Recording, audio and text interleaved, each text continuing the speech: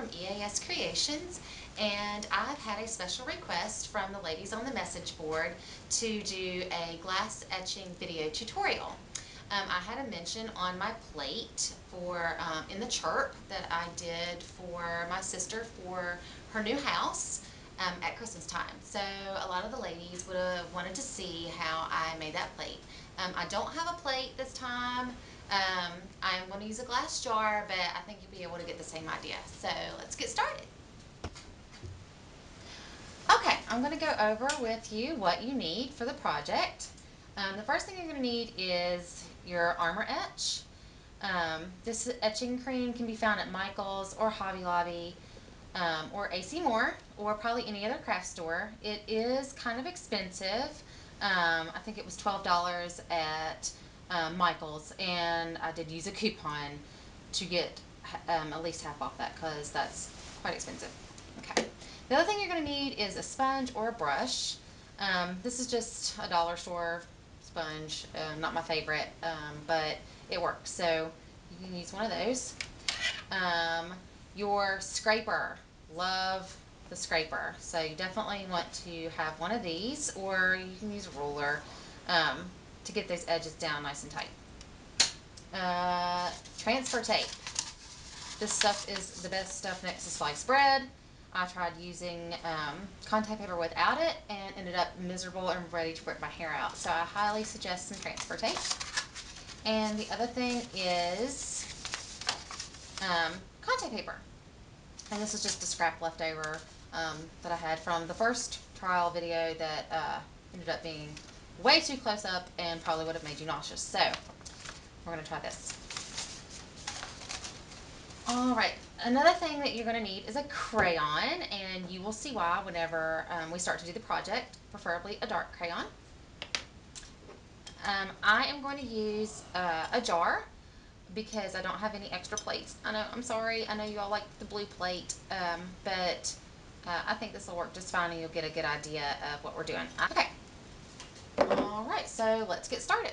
The first thing that we're going to do is we're going to put our contact paper on our mat. And to do that, you want to do it with the glossy side down. Okay, so now that we have it on there nice and firm, you're going to see my head as I move this. Sorry. Okay, so the image that I have chosen is off of the Sweethearts cartridge that was loaned to us by my good friend Melissa. Thank you, Melissa. I have chosen this medallion. It is pretty, and it's pretty easy. It doesn't have like a lot of intricate design. Like I thought about doing this one, and I thought, are you crazy for a video? No. Okay, so we're gonna do this one. So you're just gonna hit your on key.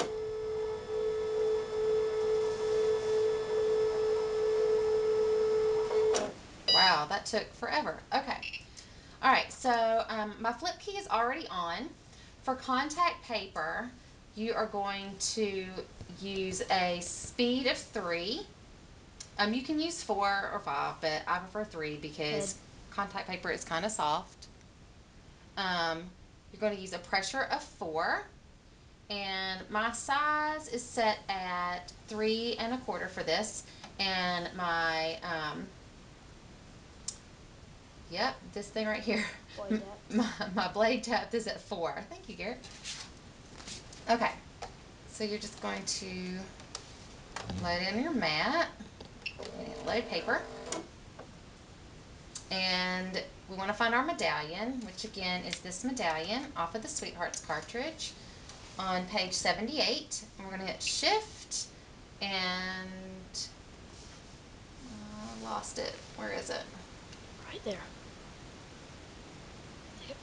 This key right here.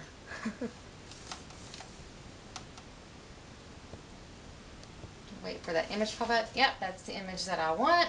And I'm going to come in and down a little bit because I want to give myself enough room.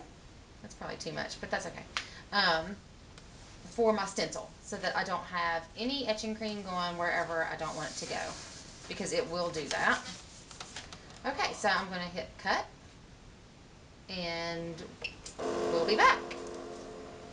pull up all of it because I'm going to flip it over and use my transfer tape.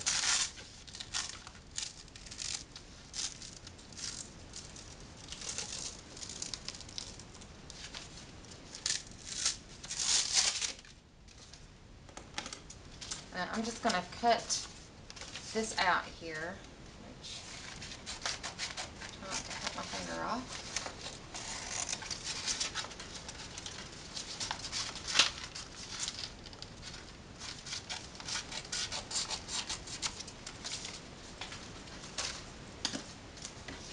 Okay, so this is the image that we're going to have, and this needs to come out of there.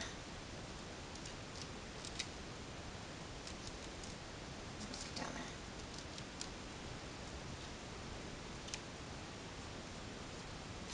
It's just backing. Alright, so now this backing came off, not that that really matters. But these have to be turned over. So what we're going to do is we're going to go ahead and put our image, our stencil, back on top of our mat.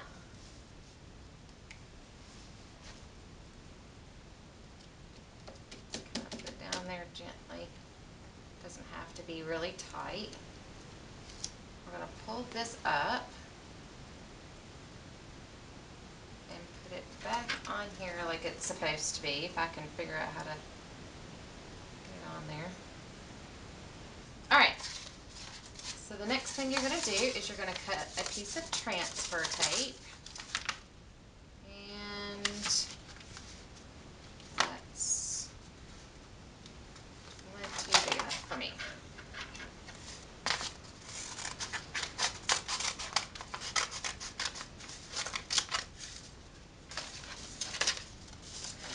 Okay, so you want to take the back of your transfer tape off.